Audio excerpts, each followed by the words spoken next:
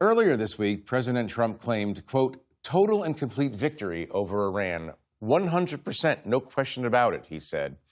Secretary of Defense Pete Hegseth added, Operation Epic Fury was a historic and overwhelming victory on the battlefield, a capital V military victory. Epic Fury decimated Iran's military and rendered it combat ineffective for years to come. Iran's Supreme National Security Council had another view.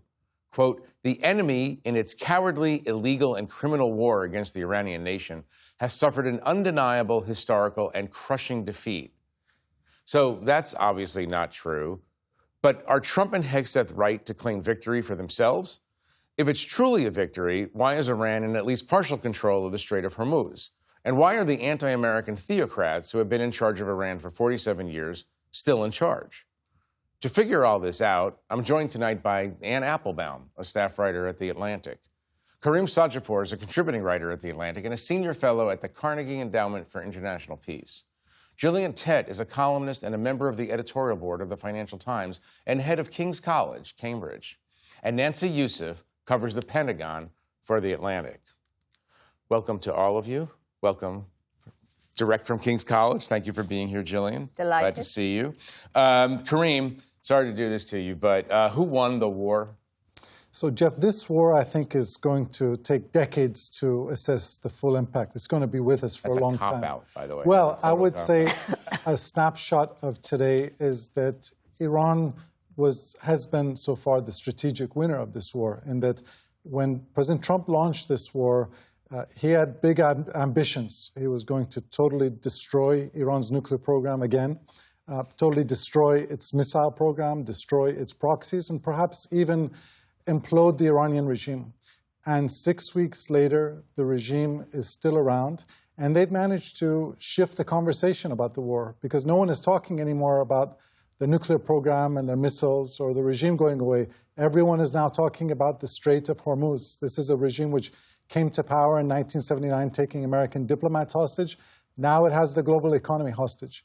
And so, whereas before President Trump was asking for Iran to commit to total surrender, now we're asking for Iran's cooperation to end this economic blockade of this critical global economic artery. And speaking of which, John Karl, our friend and colleague, John Karl from ABC, spoke to the president earlier this week. The president said, quote, this is in relation to the Strait of Hormuz, we're thinking of doing it, running the Strait of Hormuz, as a joint venture. It's a way of securing it, also securing it from lots of other people. It's a beautiful thing. So, Gillian, we started the week with a threat of annihilation of Iranian civilization, and now we're running a toll booth together in his mind with the Iranians. How do you make sense of this? Well, I think the best way to make sense of it is to recognize that Iran and America have different definitions of winning and what losing is.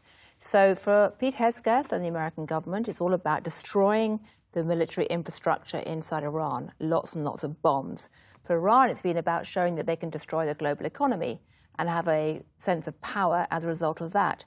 So in some ways, they're almost talking past each other in terms of what's defined as victory, because clearly, yes, the Pentagon's right. They have destroyed a lot of stuff, not enough to actually entirely render Iran's military capabilities gone, but they have destroyed a lot of stuff, so he can claim victory.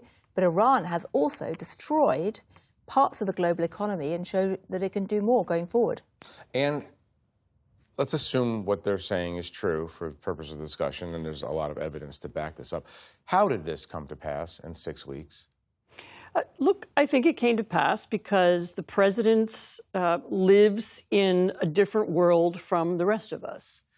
So his idea of what's true and what's not true, what's reasonable and what's not reasonable, his memory of events is very different from everyone else's. He doesn't remember what he said 3 days ago. He doesn't remember what he said 24 hours ago. When he talks to journalists, he does message testing, to see, I'm going to try out this explanation for the war or that explanation for the war. He doesn't think strategically. So he doesn't have a long-term view. He doesn't have a geopolitical theory. And there are people around him who do, but he doesn't. What he's interested in at any given moment is, am I winning? And is this a victory? And whether it was Netanyahu or whether it was somebody on his own team, we don't fully know. But someone told him this is an easy victory in Iran. He went there. It didn't work out. Now he's looking for some other thing he can declare that will make him look like a winner again. You've studied him for a long time. If Pete Hegseth and Dan Kane, the chairman of the Joint Chiefs, or Admiral Cooper, who runs CENTCOM, if they had gone to him and said, "This is not only not easy, what you've planned out here is a fantasy," do you think he would have listened, or was he so committed to the idea of winning in Iran that he would have gone forward no matter what? I can't read his mind. I don't know, but it's possible that he does listen to whoever has been most forceful to him in the last 10 minutes or in the last hour and a half.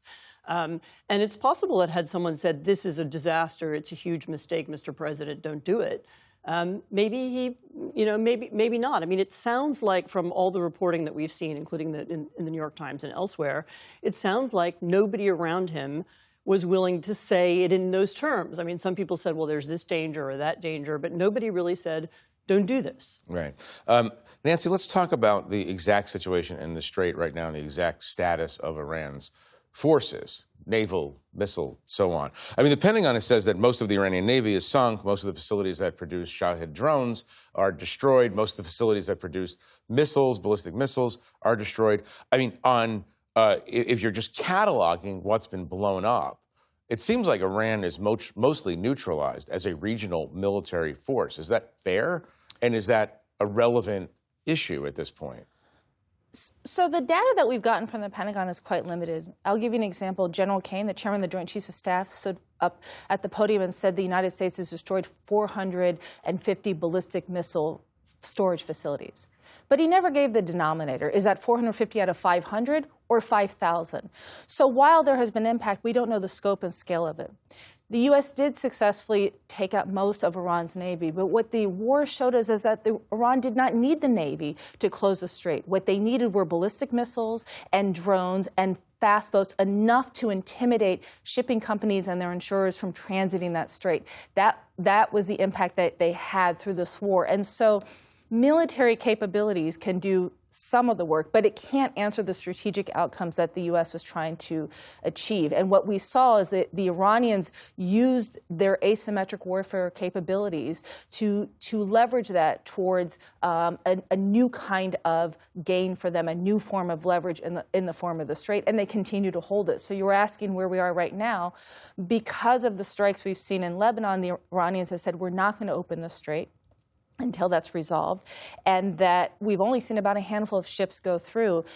Moreover, I think we're seeing Iran say that because we have shown this leverage, it is now instrumental in the negotiations, that we either are going to solidify our ability to make money off of it financially, or we're going to see the lifting of sanctions such that we can benefit economically in some other way. Right. Let's talk about the negotiations. Let's talk about this 2-week period. It turns out now, it seems that J.D. Vance is the man on the spot, direct from Hungary, and we're going to talk about Hungary in a second. Kareem, you just wrote in The Atlantic, quote, both Trump and Tehran, for different reasons, have looked to Vance to end the war. White House reporters who speak with Trump regularly believe that he's already moved on from the Iran war, recognizing that it's a political loser, and doesn't intend to return. When toppling the Iranian regime appeared within reach to him, Trump wanted the credit. Now, sensing the war's unpopularity, he is content to let Vance own the outcome. This is a fascinating development. Let's talk about why J.D. Vance is going to Pakistan to negotiate a peace deal with Iran. So what's interesting, Jeff, is despite the fact that we were just fighting a full-blown war for 6 weeks, if these talks happen between Vice President Vance and Iran's Speaker of Parliament, Mohammad Bagher Ghalibaf, this will be the most senior in-person discussion between America and Iran since the 1979 revolution. And the Iranians actually have requested to negotiate with J.D. Vance for a few reasons. Number one, they believe he's from the anti-war wing of the MAGA party. He didn't approve of this war the same way some of his peers did. Number two, they believe that he obviously has ambitions to become president, and so he's highly incentivized to wrap this up as quickly as possible. And number three, if he becomes president, he will ostensibly abide by any agreement he's signed. But in my view, there is virtually zero chance that we're going to reach a settlement in the next 2 weeks. Remember, it took the Obama administration almost 2 years just to get a nuclear deal with Iran. And now we're not talking just about nuclear. We're talking about the Strait of Hormuz, missiles, proxies. And a 2-week period, that's an impossibility. Gillian, if I were cynical, and I'm not, but if I were cynical... You're a journalist. You're paid to be cynical. I would say that Marco Rubio, a potential contender for the Republican nomination, and J.D. Vance, a potential nominee for the Republican nomination, Marco Rubio sitting there going, oh, this is great. Absolutely. J.D. Vance should go negotiate an impossible thing. I'm not trying to say that this is merely quotidian politics, but give us your own assessment. Is J.D. Vance being set up here? Well, it's fascinating because, yes, it is something of a poison chalice in this way. As you say, certainly Marco Rubio probably feels pretty good about not being in Pakistan right now. But as Karim said, it was indeed the Iranian regime who identified J.D. Vance as being the best person they wanted to, or the key person they wanted to speak to. They did so very cleverly, very cannily.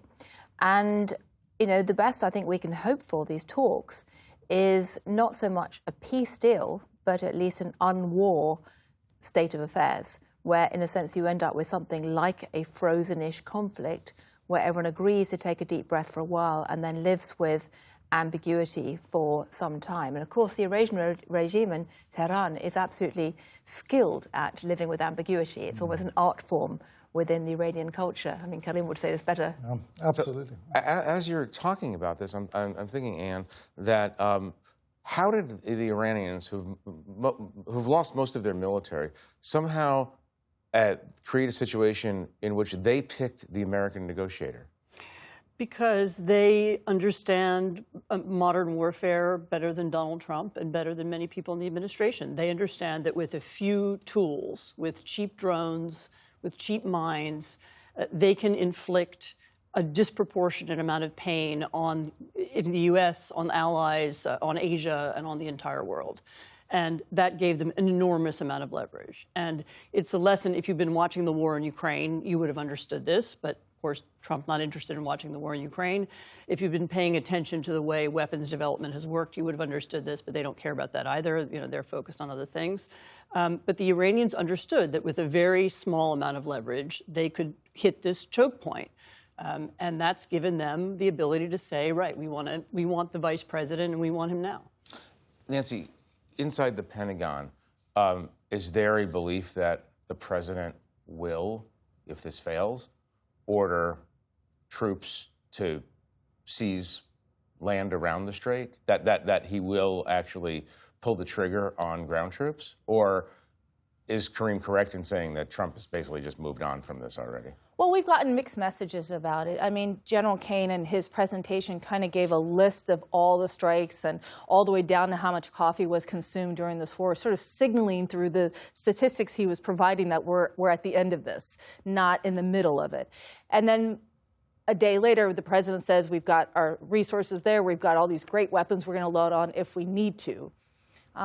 So there's not a very clear message. I will say, though, there are logistical challenges that come with it. The United States expended a tremendous amount of munitions, particularly in air defense, throughout this war, and that is a factor in terms of thinking about how you operate militarily.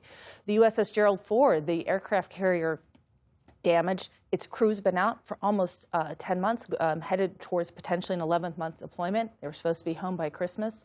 There's a huge amount of aircraft in the region right now. And so keeping a force there comes at a cost to the United States. Going back in comes at a cost to the United States. And I would add, it's not clear how doing more of the same kinds of strikes leads to a different outcome, because what we saw is an Iranian strategy of saying, if we can just endure these strikes, we can outlast the patience of the American politic.